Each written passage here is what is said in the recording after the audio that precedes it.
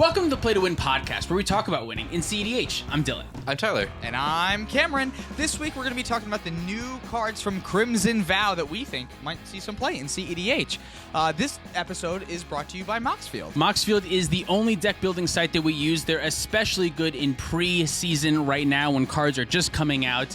If you want to follow along, make sure that you check our link down below. We sort it by color, and you can follow all the cards that we're looking for today. And if you want to purchase those cards, you can do so right in the link down below. This time, instead of going from top to bottom, we're going to pull a fast one on everybody, and we're going to go bottom to top. So we're going to start off with a couple of honorable mentions, and the reason why these are honorable mentions is because these are reprints that already see play in cEDH. You know them, you love them, and we're going to get started off with Thalia, Guardian of Thraben. This is a 1 and a white for a 2/1 legendary creature, human soldier with first strike. Non-creature spells cost 1 more to cast. I don't know if either of you are like this, but this is the card when someone is like, what do you mean by stacks? I'm like, read this card.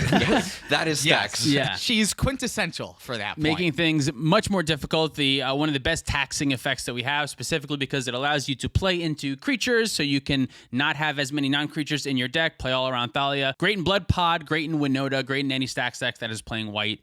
All the other versions of this effect cost 3 mana, and this is nuts that this is at 2. Except for the original, which is the 2 mana artifact that does exactly what Thalia does. Yeah, but in white. Thorn of Amethyst? Thorn of Amethyst, which is what this You're is. right. The stick of Thorn of Amethyst. You can't block a Tymna with Thorn of Amethyst. That's so. very true. Yeah, Yeah. This is a little bit better than that. That's true, yeah. But besides that, this effect, 3 mana normal. You're right, in white. But okay, that's Thalia. Our second honorable mention is Abrade. This is 1 in a red for an instant. It says choose 1, deal 3 damage to target creature, or destroy target artifact. I don't know if you've ever seen an episode of Play to Win before, but we only sing this card's praise. We underestimated it one time, and it was completely wrong to do so. Yes. It's just versatile. It does everything that you need. If you're not in black-green, I think, and you are in red, because I think Abrupt Decay and Assassin's Trophy are still better, but Agreed. This card it does a lot. If you're in Jeskai colors, if you're in any of those, it kills everything that wants to be killed. Oftentimes, those are Drannith Magistrates and Staxing effects that will not stop you from doing stuff. Winter Orb, Trinisphere, Thorn of Amethyst. Right, yeah, Thorn of Amethyst, and Thalia. Yeah, and Thalia. It kills both of those things. Great. Yeah, exactly. And since they just gave us Cathartic Pyre last set, it's kind of like they're waving it around like, hey, don't forget. Don't forget, this is Abrade still an is still option good. too. Yeah, this one is still... Cathartic Pyre is no Abrade, even though it does No something. Abrade. It's still no Abrade. All right, very nice. All right, so the next cards that we're going to talk about are multicolor cards, specifically the commanders that we will play or have played on the channel. I think we will play next week. Okay, Yeah. great. That we will play on the If channel. I'm timing this right. All right, so the first one, actually, we have another fastball we're going to pull on you if you're following along. We're actually going to skip over to the black cards. Stinks that this has to be in this section here because it really is multicolored for all intents and purposes. We're going to start off with Toxrill the Corrosive. This is 5 and 2 black for a 7/7 legendary creature, Slug Horror. This mythic rare says at the beginning of each end step, put a slime counter on each creature you don't control. Stressing on these very important Yes. words. Creatures you don't control get -1/-1 for each slime counter on them. Whenever a creature you don't control with a slime counter on it dies, create a 1/1 black slug creature token.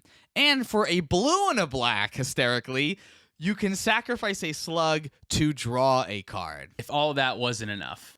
Oh my god. Yeah, this is a fucking haymaker in blue-black. Not only is it most importantly an infinite mana outlet, because if you can make infinite mana and you can cast your commander, you can use some of that mana for the blue-black to sacrifice a slug, which your commander is, to draw a card, and you can use that infinite mana to keep recasting your commander and drawing your entire deck. That is good in its own right, and there are a lot of blue-black commanders that exist purely for that ability. But also, this is a fucking haymaker in the command zone. Oh my god, yeah, it is. 7 mana is a lot, but you're going to basically wipe the board if this thing can make it 1 turn after you cast it. I don't know how often that'll happen with your 7-mana commander and having to untap with it. That doesn't sound like a recipe for It's not even goodness. wipe the board only either. It's in Garruk's wake. You're going to wipe the board of everyone else's creatures and make slugs in the process. Yeah, and That's you build true. up a huge presence of your I own, do love right? that your slugs, or even the things with slime counters on them, are never punished by Toxrill. So like even if like you want a slime counter on your creature, it's never gonna get -1/-1, no matter what the scenario is. If you really want to slime your own I don't know why creature- you would want that, but yeah, sure, that's true. It's just, and it's not each end step. So yours, they all get -1. So all the mana dorks are dead right away. By the time it gets back to you, Crom is dead, and even things that are bigger than that are going to keep shrinking. If there's an Elishnorn or something like that that's in play, eventually it will die. It's going to slowly start withering away. So I really think this card is a very powerful blue-black commander, although there are many powerful blue-black commanders that can do what this does, because you're going to be playing Consultation, you're going to be playing Thassa's Oracle, you're going to be doing all those things. You just might want to lean a little bit more into a control deck with Toxrill. That's the thing. What I like about this is that it gives you even more utility in the command zone. Because the problem with a lot of those other blue-black decks is that you have this commander and you're completely ignoring it until you're trying to win the game. Una is a good example of Una that kind is of. like this. Kells is like this. Like they add zero other value besides an outlet in the command zone. At least if you have 7 mana or like a Jeweled Lotus, you're going to be able to get Toxrill out and actually affect the board in a meaningful way. And it's nice that you don't have to play board wipes in your deck, because normally you don't really want to do that in cEDH. You don't want to play board wipes because it's tapping out to get rid of a bunch of things for your opponents to benefit from those things not being in play. It doesn't really work out. But having this as an option for a board wipe in the command zone, I feel like makes it's much better. I might still want Deluge. Deluge might be okay. Yeah, but Deluge might like be okay. I wouldn't play Damnation in this deck No, then. yeah, you already got enough. But if you find yourself with 7 mana, the odds are that there are a bunch of stacks pieces, and a lot of those are creatures. And the fact that it removes the stack pieces that may be stopping you from winning as its added value, like it gets you out of the specific situation that might get you at the point And that you're if you want to casting play your own stacks pieces, if you want to play your own back to basics or things like that, now you have a clock in the command zone too, because you're making slugs. So you get to slowly but surely, this is a 7/7. 3 hits to one player is going to kill him. You get to attack the other player with the slugs as you make them. You can actually put some pressure on the ad nauseum decks as you try to control the board. Yeah, that's very true. Yeah, Toxrill. I'm very excited to see Toxrill next week, and I'm sure y'all are too. All right, we're gonna move on to our scared. next commander, Old Rustine. Love this name. This is a black and a green for a 1/4 legendary creature, human peasant. When Old Rustine enters the battlefield or at the beginning of your upkeep, mill a card. If a land card is milled this way, create a treasure token. If a creature card is milled this way, create a 1/1 green insect creature token. And if a non-creature, non-land card is milled this way, create a blood token. Right, so why the hell are we talking about this card? I think this card is an option for Golgari Food Chain in cEDH. If you can get your Food Chain loop off with Eternal Scourge, because that's the only one you don't get the Goblin, you don't get the Mishallowed Griffin. But if you're able to get the Food Chain combo off with this one and make infinite creature mana, you can cast Old Rustine a billion times. Now, eventually you run out of cards in your deck, so the version that I'm tinkering with now plays the Titans from Gitrog so that you can shuffle all that stuff back in, and eventually you'll make infinite treasures, infinite 1/1s, and infinite blood tokens. And then with those blood tokens, you can kind of infinitely loot through your deck to find anything else that you would need, like a Finale of Devastation to make your little idiots gigantic and have haste and you can attack your opponents. Is it going to be the best Food Chain deck? I don't know. We never know the answer to this question. Probably not. More colors is usually better. But this is an option for Golgari Food Chain, which up until now, I think the only other option has been like something weird with Ishkana, the spider, and you need like something else to make that happen. And I don't know if that's very good. But this one might actually be able to do something. The real question is this the 9th fragile Golgari commander that we're going to play on this channel? It seems like every time. Every That's time what Golgari's good at. Yeah, it's just fragile. But what I like about this, though, is that while you are discarding to kind of mold your hand and find your win condition, you still have the Titans in there, right? So like you can find Titans and then put like everything back in so that you don't worry about decking yourself in that scenario too. Yeah, and Food Chain, if you're going to be playing fragile Golgari ad nauseum deck, I like Food Chain because it makes your mana dorks that you kind of don't really want to play but sort of want to play a little bit better, because your Food Chain can make them into more mana so that you can cast your other creatures and whatnot and your commander and stuff. Normally, the mana dorks are not great out of ad nauseum decks because you you can't do anything on them on the same turn. But food chain decks can kind of make use of that. So I kind of like that about Rain of food. Yeah, rain of food. Yeah, exactly. Yeah. Cloudy with a chance of meatballs. The card. So I'm also very excited to see this commander go off. You might hear me say that all the time. All right, the next commander we're going to talk about is Grapple Knock. Did I say that right? Grapple Knock? Grapple Knock? The Omnivore. I've been saying Grapple Knock, but Grapple Knock. I mean, no one's saying Grapple Knock. Everyone's already saying Kermit, so don't even bother. Honestly, learning the real name. Oh man. It's an omnivore. It's also a legendary creature frog, 3/3 that costs 2 and a green and a blue. And it says whenever a frog creature you control attacks, mill 3 cards. Whenever a permanent card is put into your graveyard from your library, exile it with a croak counter on it. Ribbit, ribbit.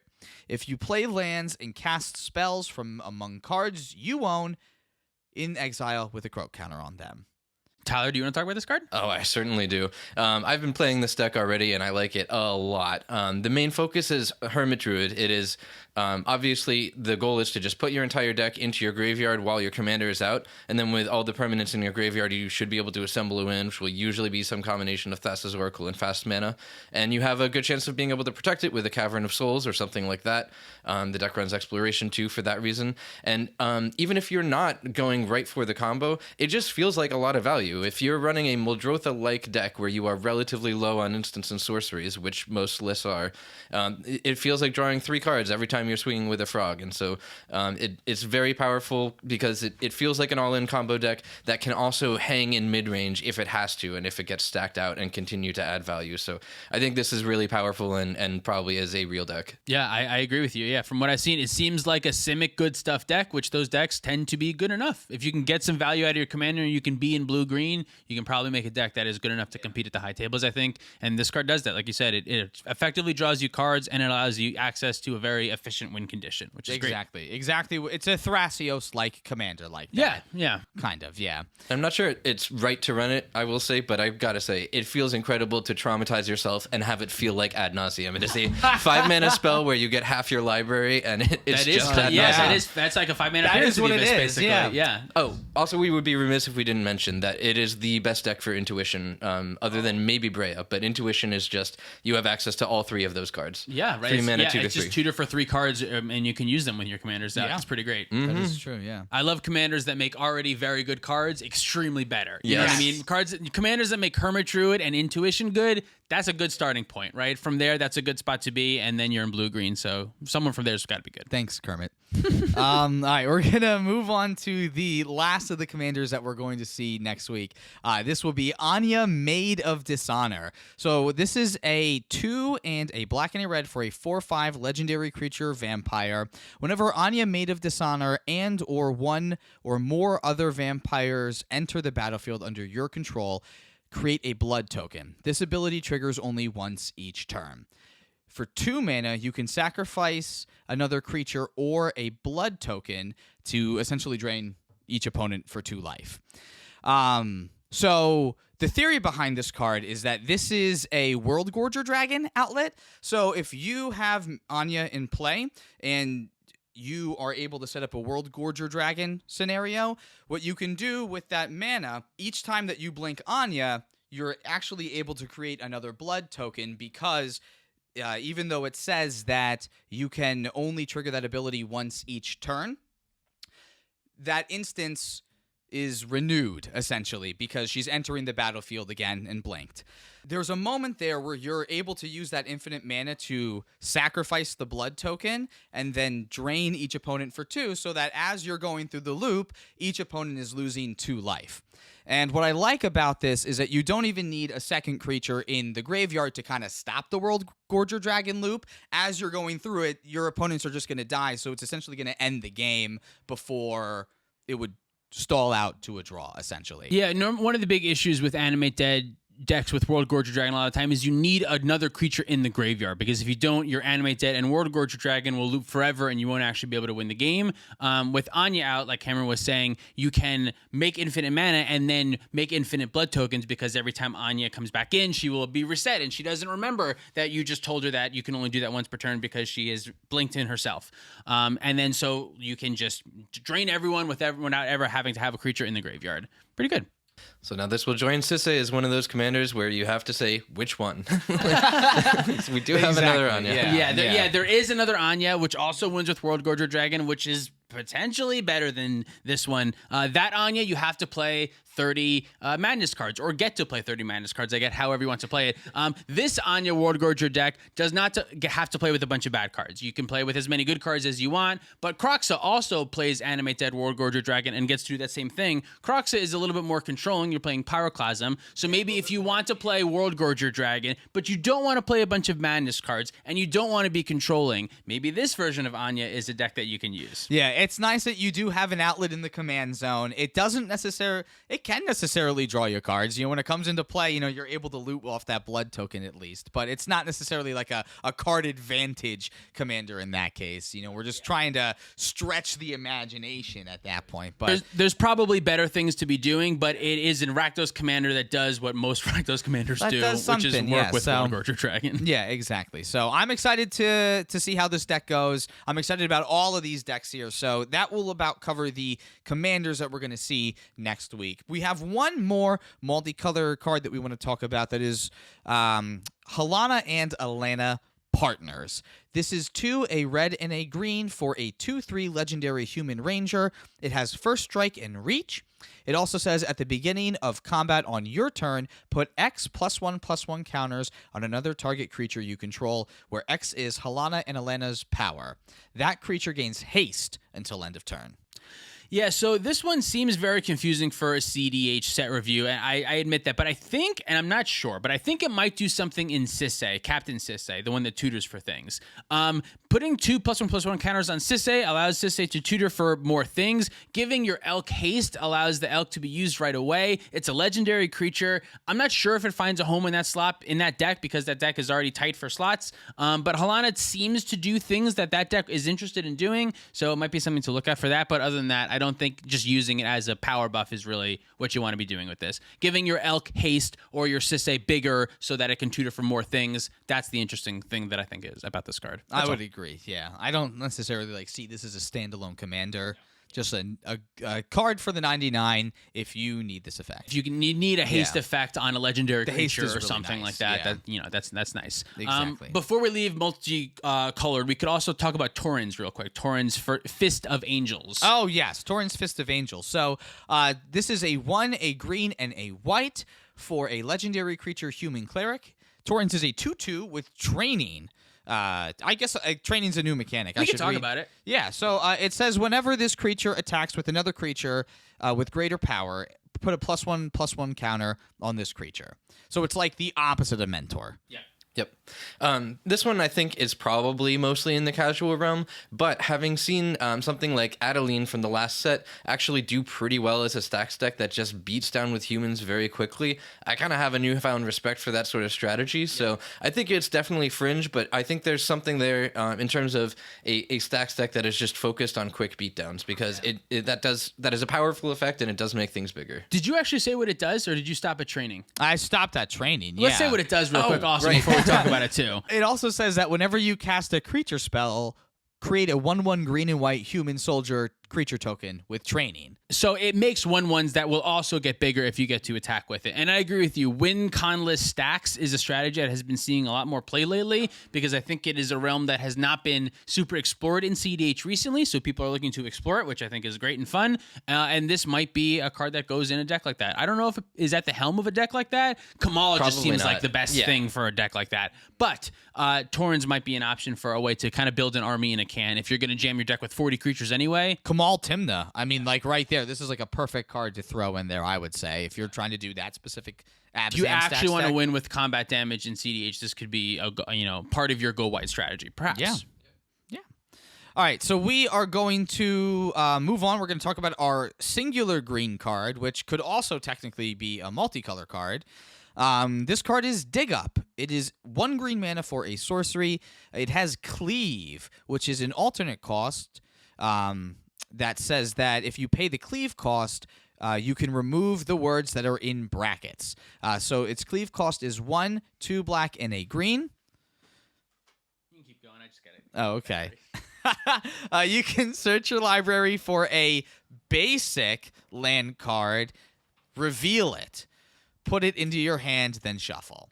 So if you paid its Cleave cost, essentially what it says is you can search your library for any card and put it into your hand. So it's a demonic tutor. Right. Should we just whine about Cleave first and then talk about the card? Yes, I think that's really what we should do. Because first of all, in order to explain what that card was, not only did I have to use quotation marks, which sucks because this is a podcast that a lot of people are not seeing video for. Not seeing you do air quotes. Yes, exactly. And I had to read the card twice and explain what it was twice. The thing with the overload mechanic, which I feel like is sort of the most similar, because it's like, hey, replace these words, is you can just in your head go, okay, every time I said target, I instead say each or every or what, you know, whatever it is. I feel like that one processes pretty naturally. This one, you always have to read the card twice because it is not instinctual at all, and I think it's messy. I mean, as a software person myself, like I kind of admire its efficiency,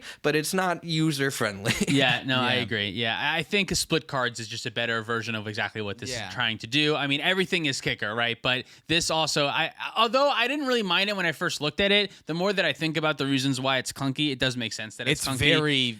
I'll say it's ugly. Yeah, I just think it's ugly. I don't mind. I'm kind of with you. I can kind of like figure it out, and I get it, but I understand that it's hard to explain what it does. It's hard to say what it is. That being said, I'm not even sure if this one is particularly good.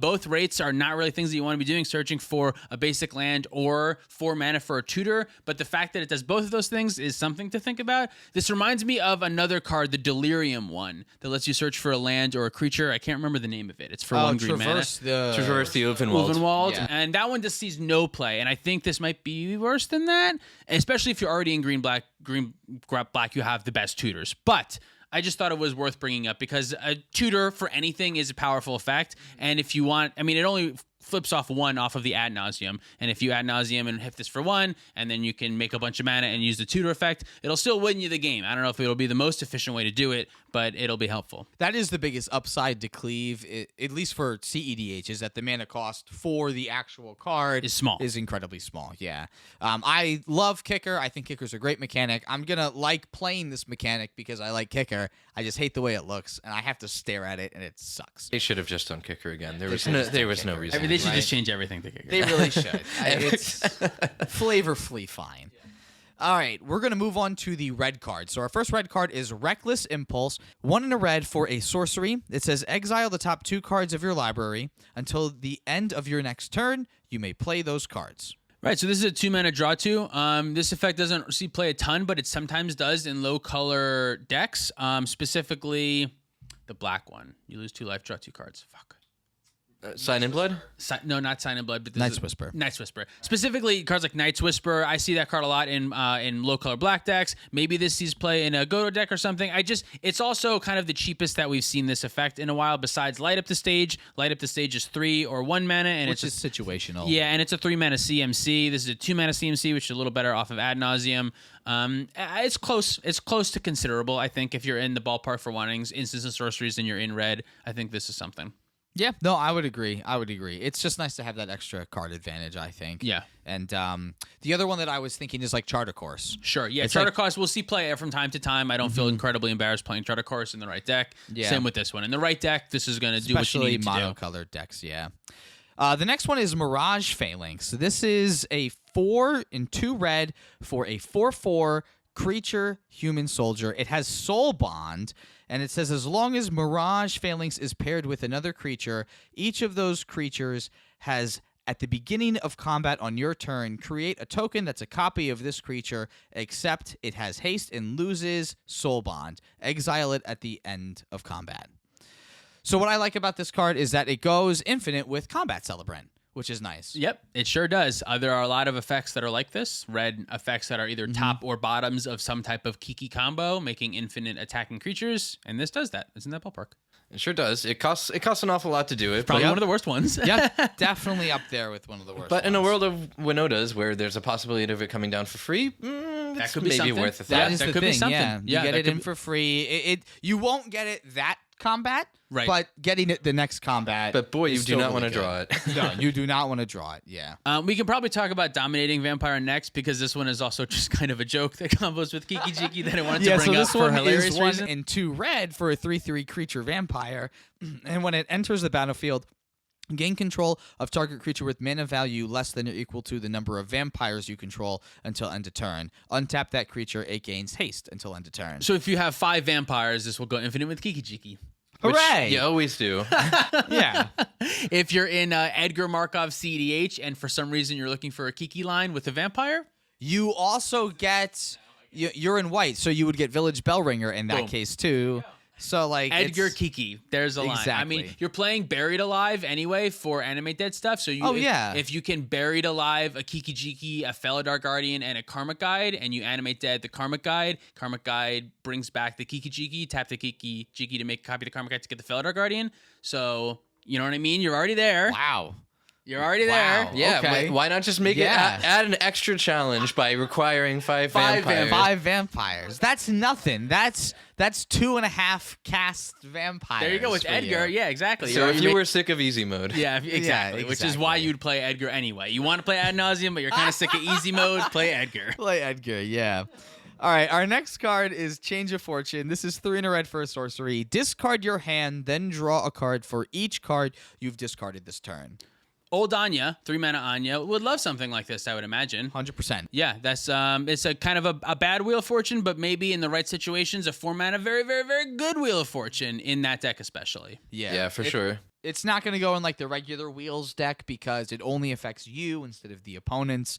But this is still very niche and very wanted in those niche scenarios, though. Well, and something I think we've talked about too is that if you're in an Underworld Breach LED line, then the odds are you've discarded a lot more cards than normal, especially if you've gone through a couple normal wheels. So if for some reason you need to draw a ton of extra cards or can't escape regular wheel enough times, there are some real weird corner cases where you might actually want to have this available in your graveyard. Right. Or even if you are in like red black Ad Nauseum and you Ad Nauseum for a whole bunch and you have enough to play Breach, Lion's Eye Diamond, Lotus Petal, and then you crack all of those for discard your entire 20 cards you draw off the Ad Nauseum, cast a Change of Fortune from your graveyard, Yeah. draw another 20 cards or 30 cards or whatever. That can be really good. That's an even better use case. Yeah, that can be fun. But it's a 4 mana card in your Ad Nauseum deck, so that's a little sketchy. Yeah. In fact, it's powerful. Could be good. Yeah. In the right, Christmas land, it's good. Very true. Very true. All right, so our next card is another potential Cleave card. Yeah, cleave card, potential multicolor card is what I'm trying to say. So this is Alchemist Gambit. This is 1 and 2 red for a sorcery. Its cleave cost is 4, 2 blue, and a red. That's 7 mana. 7 mana. Already so much. So this is just what the card says. Take an extra turn after this one. During that turn, damage can't be prevented. At the beginning of that turn's end step, you lose the game. And if you paid the cleave cost, it's just to take an extra turn. At the beginning of the game is the part that is in brackets. Yes. Final Fortune is a card that is reasonable in some decks, a 2 mana extra turn effect that allows you to lose the game at the end of the next turn. Obeka is a commander that likes to play that effect. Obeka already has 3 of that effect at 2 mana. Maybe he wants a 4th one at 3 mana. I'm not really sure. That's really the only spot that this would be good at. Yeah. Correct. I don't ever see this getting cast for 7 mana. No, probably Just getting not. a straight up extra turn. No, probably not. But it is an extra turn spell that only hits you 3 off of the Ad Nauseum. And Obeka, I think, is the commander that would want this. If a commander would want it, 100%. I think Obeka is the one that would look at it. Because Obeka can forget that end Yeah. of turn clause no matter what, and then you just have a 3 mana extra turn spell, and that's pretty good. Slot that right in. What do you have to say about that, Tyler? I have nothing. I mean, the only 7 mana extra turn spell that you run is Nexus of Fate. That's what I have to say. Yeah. All right, great. All right, so we're going to move on to black cards. We have another cleave. This is Path of Peril. It is 1 and 2 black for a sorcery. Its cleave cost is 4, a white and a black. It says destroy all creatures with mana value 2 or less. And if you paid its cleave cost, it's destroy all creatures. Right, yeah. So this is kind of a different version of Damn. I saw someone online say this should be called Darn. I think that's funny. This is I think that's funny too. it's just like the little version. At first, I thought this card was definitely bad, and then I thought maybe in Tymna decks. Tymna can sometimes want a Wrath effect, but you don't really want to because you're playing your Tymna creatures, but this destroys all creatures with mana value 2 or less, so it doesn't destroy Tymna. So I think that can be not bad, and it can also be a 6 mana Wrath, I guess, when you need to as well. There are probably better options, but that was the one situation that I thought this might be good in. Some 3 mana or greater commanders probably do want this if they're in few enough colors, but we have to admit it's not really a cleave card because in the cEDH context, you are more or less never going to cast it for 6. It is just 3 mana destroy all creatures. And then at the same time, like I'm really bummed because a lot of creatures I want to Wrath are 3. Like I want to get rid of your opposition agent. I want to get rid of your rule of law creature, the Eidolon. Like there's a lot of stuff that I'm a little bit bummed this doesn't get. I don't care that it gets rid of Dockside because Dockside's already got its value at that point. I think when it's going to shine is when you're in Tymna stacks decks against other green-based stacks decks. So you get to get rid of Collect Your Oof and all their mana dorks with this 3 mana card and keep your Tymna around and still get them. I think that's the situation. That's the situation when it's going to be good, when you can like get rid of just one thing and also get an attack that you wouldn't have been able to get before with Tymna. Something like that is, I think that's where this card might be all right in. Yeah. All right, our next card is going to be Demonic Bargain. This is 2 and a black for a sorcery. Exile the top 13 cards of your library, then search your library for a card. Put that card into your hand, then shuffle. Yeah, so this card did something totally different in my brain until I just read it now and then understood what the card did and went, oh, okay. This is completely different. I'm thinking about it for Food Chain. If you want, if you want to accidentally potentially exile your Eternal Scourge or some type of creature that can exist in exile while you look for a Food Chain, maybe this Demonic Bargain can do that. A little risky. You're probably not going to get that, in the top 13, but maybe. If the downside is playing a 3 mana, exile Food Chain is scary. I guess you want to have it out, but the downside is a 3 mana tutor anything, which is not bad. It's just 13 is a lot. So it's in the use case where you want to exile something, that's great, but you're then balancing between I don't want to exile a piece that I really need, and I do want to exile only these specific things. Right. Yeah. Half the time though, like what you want to tutor for, if you're looking for a combo piece, you might have doubles of, right? So if you have like Tainted Pact and Demonic Consultation, if you exile one of them, you just go get the other one, and you can still pull off a win from there. Yep, and this can also be good with things like Worldly Tutor. You can Worldly Tutor for Eternal Scourge, put it on top, and then cast a Demonic Bargain, knowing that you'll exile the Eternal Scourge and hope that your Food Chain is below that 13. Meh. Yeah, still scary. Still a little scary. But that's only twice a Demonic Consultation, and people sometimes throw that one out there willy-nilly. That's true, yeah. This one's not This one's not an instant, though. This is not twice. No, you mean twice? You mean twice the amount of cards exiled. I was like, it's 3 times the mana. Yeah. Especially if you've gotten the Eternal Scourge on top of your library then too. 3 mana tutors are sometimes close enough. Praetor's Grasp, Grim Tutor, these cards sometimes see play. Yeah, this is easier to cast and doesn't lose you 3 life, which is also kind of there you go. Those are relevant things. So here we go. Blue is next here. So our first blue card is another cleave card. This is Washaway. It costs 1 blue to counter target spell that wasn't cast from its owner's hand.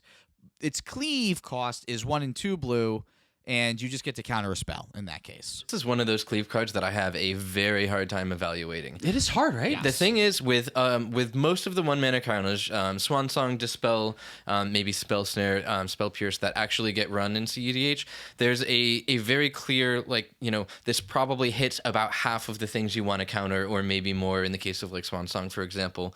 Right. But I don't think it's really clear how often this is just very meta dependent, right? Yes. If there are must counter commanders at your table and you're playing cEDH with friends who are routinely running that, I think this is a pretty reasonable option, because the downside being counter anything for 3 is pretty good. If Dispel could also counter anything else for 3, I would be way high on Dispel. Like that card would be phenomenal. That's a good way to think about it, because cancel is terrible and I would never ever dream of playing it. But if it was, I hate it in draft even. Why would I play it in cEDH? But if it was strapped to a Dispel, where the Dispel mode was good, and then also the 3 mana one is an option, that's something. You're right. So relative to those spells, I would say this is one of those, the floor is definitely lower. When it feels really bad, it's going to feel a lot worse. But the ceiling is higher in that you have that modal ability to maybe make it make sense to hold up 3 mana and other interaction and use it at the right time. I mean, if the board's really stacked out, half the time you're holding 3 mana open anyway. I will say one thing about a lot of the 1 mana spells, in my opinion, the reason why they're so good is they're good at stopping decks that are trying to win on the first turns of the game. Spell Pierce is great at countering ad nauseum. So is Swan Song. So is Dispel. That's why those cards are good. And Washaway isn't great against those decks. Washaway is really good against stopping a Crom. But do you want to stop the Crom, or do you want to have instead a counterspell that can stop the ad nauseum? Probably you don't want to stop the Crom. You want to stop like a Najeela or something like that. But so, like you said, if Najeela is running rampant at your table, then maybe this is an option. But for me, the appeal for those counter spells a lot of times is they stop you from losing the game on turn 1 or 2. But decks that want the commander countered, or rather would not want their commander counter, where this would be good against, it doesn't matter that it's 1 mana because those decks are winning later on in the game. So you have like more efficient ways to remove them later on. I don't know if that makes sense. I think that's a really good point. And so I have to say I'm probably not trying it out as a 1 mana counter, but I'm glad it exists. Yeah, it's an option. It's interesting territory. The whole ad nauseum thing that we were talking about before applies to this card too, right? So it's not it hits you 1 off ad nauseum instead rather than 3. of for the 3. Yeah, so like there is some kind of upside there, but I think that I'm agreeing with you guys. I think that the niches that the 1 mana side is going to be like mega relevant is not really like amazing. So we're gonna move on to Hullbreaker Horror. Ooh boy, this is one of my favorites from the set. This has got to be my favorite. I think honestly, it is my favorite. Hands card down. from the set. This is the Red Lobster here. This is 5 and 2 blue for a 7/8 creature Kraken Horror. This is it has flash and it can't be countered. And whenever if you plan on casting it, yeah, really. And whenever you cast a spell, choose one. You can either return a spell you don't control to its owner's hand, or you can return a non-land permanent to its owner's hand. I've gotten to play this card in Urza already. How do you feel about it? I'm so jealous. So it's nuts. It's so nuts. We should so we should do the comparison of this is basically a second Tidespout Tyrant. Yes. This card is very similar to Tidespout Tyrant. Tidespout Tyrant is 8 mana rather than 7 mana. It has flying rather than flash and uncounterable. It's only a 5/5. It's only a 5/5 as opposed to a 7/8, and it can bounce lands as opposed to this Hullbreaker can't bounce lands, but it can bounce spells, so it can bounce what the lands are casting. Exactly. For everything but the lands, I think this is just flat better than Tidespout Tyrant almost across the board. Yeah. The control finisher scenario where you do want to bounce all your opponent's lands exists, so that can happen, but that is not usually the combo that Tidespout is going for. It's usually infinite mana, and this will do that just as well and can't be countered. And it's just better. Yeah, exactly. And what I loved about having 2 of the effect in Urza was that you could use the Proteus Staff, you go get 1, and if somebody bounces it to your hand, you went STFU, I'm going to do it again with the staff on my next turn and then win there. Yeah, I think that's why this card is so powerful, not to necessarily replace the Tidespout Tyrant, but to give you a second Tidespout Tyrant. Because Tidespout is normally played in creatureless decks because you're polymorphing it into play. That's just how this card is normally seen into play. You could reanimate it, but there are better cards to reanimate, like World Gorger Dragon, that work well with your reanimation things, or Razzacat that can just, do more. Tidespout Tyrant's number one way to get into play is off of a polymorph. Kinnan. Yeah. Normally, that's true. Okay, yeah, some decks ramp into it like Kinnan. That, that's not always the case. But what is good about this is you can play 2 creatures now in your deck, and your polymorph effect is still just as pungent. It's still going to find one of these effects that will allow you to make infinite mana, thus, winning the game with Urza if you have enough rocks to do it. But they, like Cameron said, if something happens with one, you still have a backup option. Exactly. And that has been my favorite part about getting to play this in the already built Tidespout decks, is being able to have that second outlet is just so... In my opinion, I do think this one is better than Tidespout, though. I think the bouncing of the lands is much, much, much less relevant in cEDH. I don't think I've ever actually had my lands all bounce with the Tidespout Tyrant in cEDH. If the Tidespout is in play, it's just winning through a different way. And what is good about this is the reason why you want to bounce the lands is so that they can't counter their spells. But if you can just bounce their spells anyway, who cares? Bounce all of their other stuff besides their lands, and we're playing cEDH, so they're going to have like 3 lands in play. They're going to try to cast their one spell, and you can bounce it back to their hand. And it can't be countered. Just, you cannot overstate how powerful that is. That is why you don't run 7-mana creatures in cEDH in general. Right, and the flash, you can just wait. You can hold up your counter spells. No one does anything. All right, I'm going to control deck, so I'm going to tap all my 7 to flash this big idiot in. Also, we didn't talk about one of the most important things, Tasigur. This is 7 mana rather than 8, meaning you can Neoform Tasigur into this, which is you could not do from Tides by Tyrant before. You could only use Eldritch Evolution. So that is really good also, because Tasigur would love this effect. Tasigur wants to be playing control anyway. This is the perfect finisher for Tasigur. That's true. It's a fantastic with the 2 rocks fit. in play already, just make infinite mana. And you can win with your Tasigur. Exactly. And it does exactly what you want to do, and it's perfect for Tasigur. Kenrith can Eldritch Evolution into it too. Exactly, Like there's a bunch of 5 mana commanders that can do that. That 7 mana versus 8 mana is a big difference. That changes a lot of things. Weirdly enough, even though you're not casting either one normally. No. It's just Neoform and Eldritch Evolution existing make it different. Kind of like Eldritch Evolution into Kenrith, because that can also be a infinite mana outlet then too. With Kenrith right there. Exactly. Yeah. Interesting. There we go. All right. Okay. Well, while I ponder that, we're going to talk about Consuming Tide. This is 2 and 2 blue for sorcery. Each player chooses a non-land permanent they control. Return all non-land permanents not chosen this way to their owner's hand. Then you draw a card for each opponent who has more cards in their hand than you. Right. So the magical Christmas land for this card is it is a 4 mana, bounce most of your opponent's things, draw 3 cards. Oops. So long, stacks pieces. If you're playing something like Rashmi, where you're not playing a lot of permanents and you're not bouncing a lot of things, and you're assuming they're all going to bounce their, your cards to 8 cards in hand, and you have 4, and then you just draw 3 cards, that seems maybe okay. Yep. Unfortunately, it's a sorcery, the obvious comparison is Cyclonic Rift, which is pretty different, but often it's going to be serving the same function, which is to clear a bunch of problematic stacks pieces or whatever. However, I do think it definitely has an upside beside just that draw, which is that because it's a sorcery and you're not ever trying to hold it up and cast it on an opponent's turn, you're almost certainly going to be able to rebuild and use the same fast mana that you used to cast it. So even though it costs 4, which feels like a lot, I'm more willing to forgive that 4 cost, because I feel like you having the first opportunity to rebuild rather than casting it on an opponent's turn and their next player in turn order having the first opportunity to rebuild can be relevant. But it means you got to tap out for it, which is a scary thing to do. Also, they get to choose the non-land permanent. So they keep their best thing. They keep their rule of law out. Like, you're not doing anything else after you do this. You just kind of did like a mini phase out of everything, and then everyone else just kind of keeps the game going. Yep.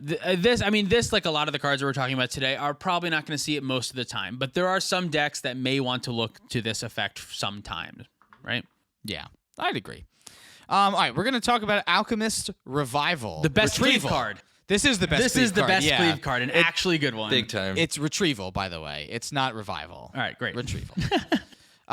This is a 1 blue for an instant. Its cleave cost is 1 and a blue. You can return target non-land permanent you control to its owner's hand, but if you paid its cleave cost, you can return any non-land permanent to its owner's hand. Bounce your own dockside or bounce somebody else's thing. For 1 mana. Yeah. Pretty darn good.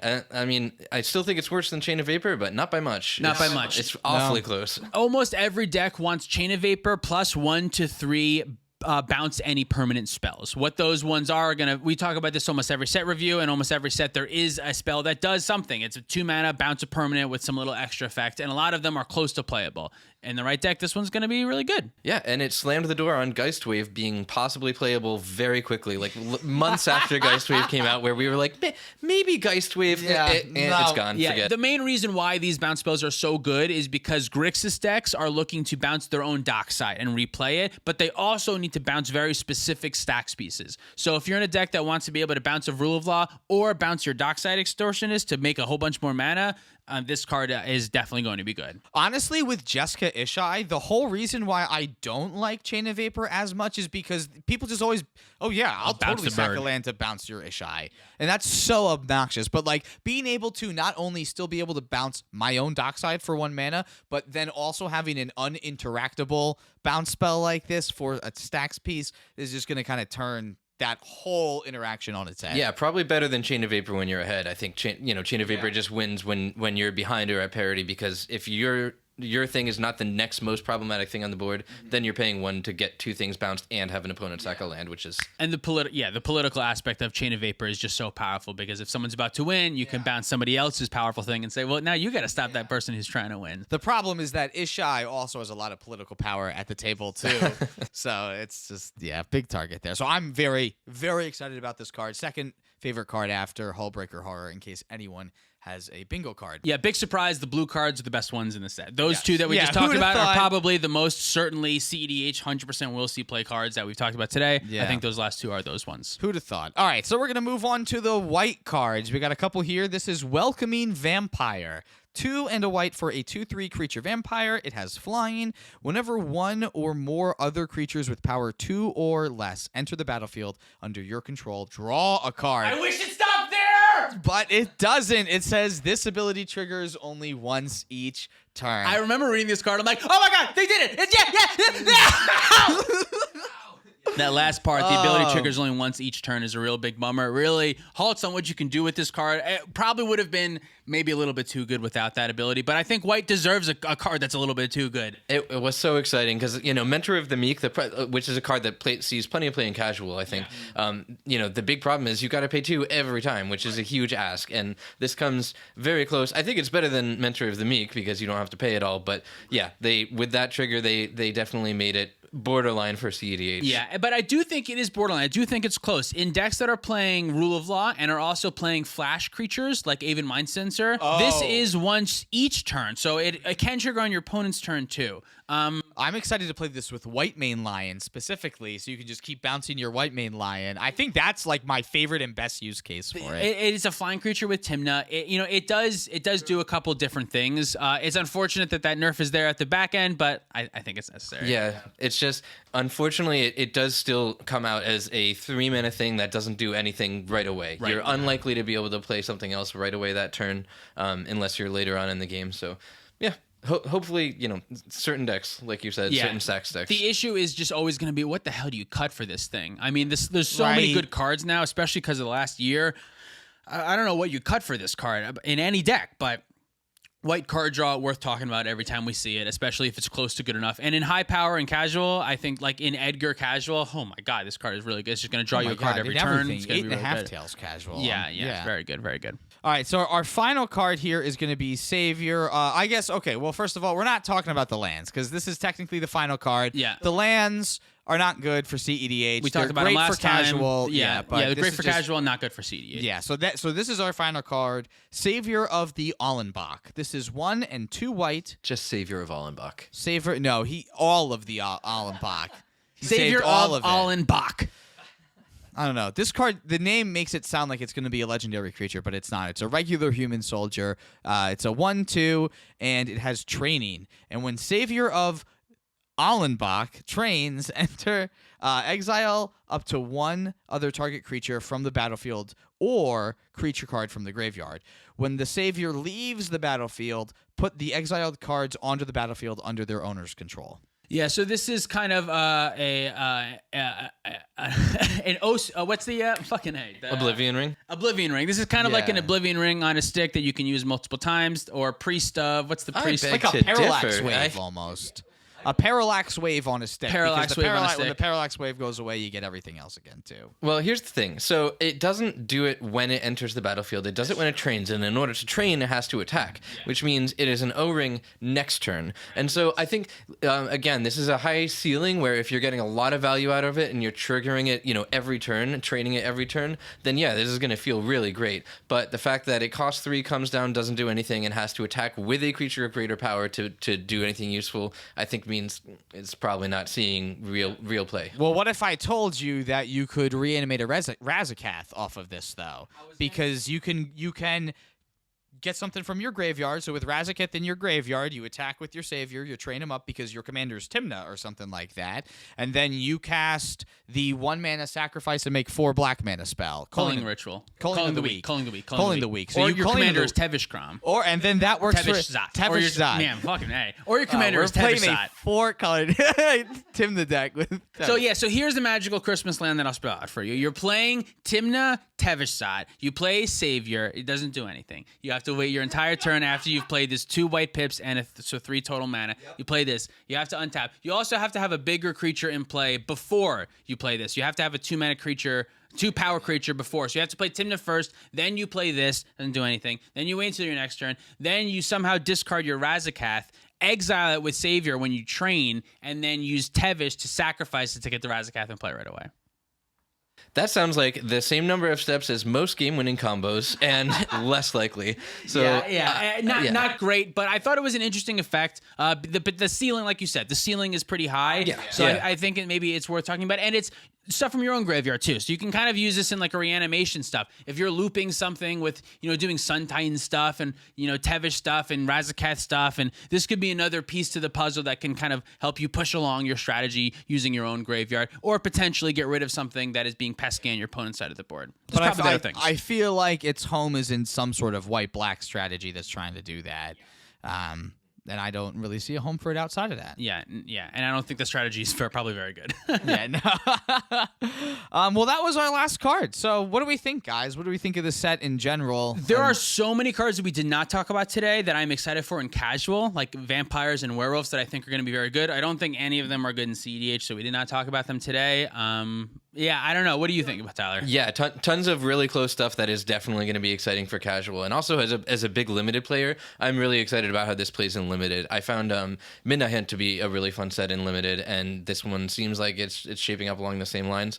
I definitely do think of the commanders that probably the blue-black one, Toxrill and Grapple Knock are the most exciting, but I think those are actually going to make a splash. Yep, I I'm definitely really think so. excited to I see think that those happen. two commanders are going to see some play.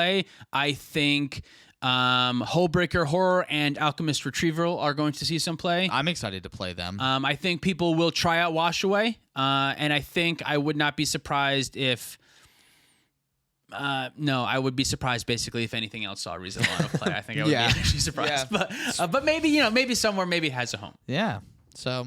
Thanks again, Moxfield, for sponsoring this episode. Don't forget to go to the Moxfield link down below. If you want to purchase any of the cards that we talked about today, you can purchase them right through that Moxfield link. Or you can follow any of us for the deck list that we do all the time. That's true. You can follow us on Moxfield down below also. Do that. Thank you so much for watching. If you'd like to support us directly, you can do so at Patreon, like our $50 patrons. Marcellus Jordan, Good Friday, Samuel Warner, CZ, Jan Wildfang, Adrian Grimm, Tommy the Oddball, Swampy McGee, Peter Larson, Cameron James, Jormags, Jimmy Midnight, Mad Matt 667, Baby Jeebus, Mario 13 HDZ, and Moxfield. Thanks, y'all. Check out our Bonfire store for our t-shirts, sweatshirts, and all of our other merch. Our Ultra Sleeve link still gives you 5% off down below. You can check out our website, playtowinmtg.com. We have playmats and tokens, and we have some new stuff coming up too soon. Thanks for watching. See you next time. Bye. Everyone's been asking about the playmats and sleeves. We have skull playmats and we have play to win sleeves. They're coming. We're trying to figure out shipping, but it's almost figured out. So very soon, very soon.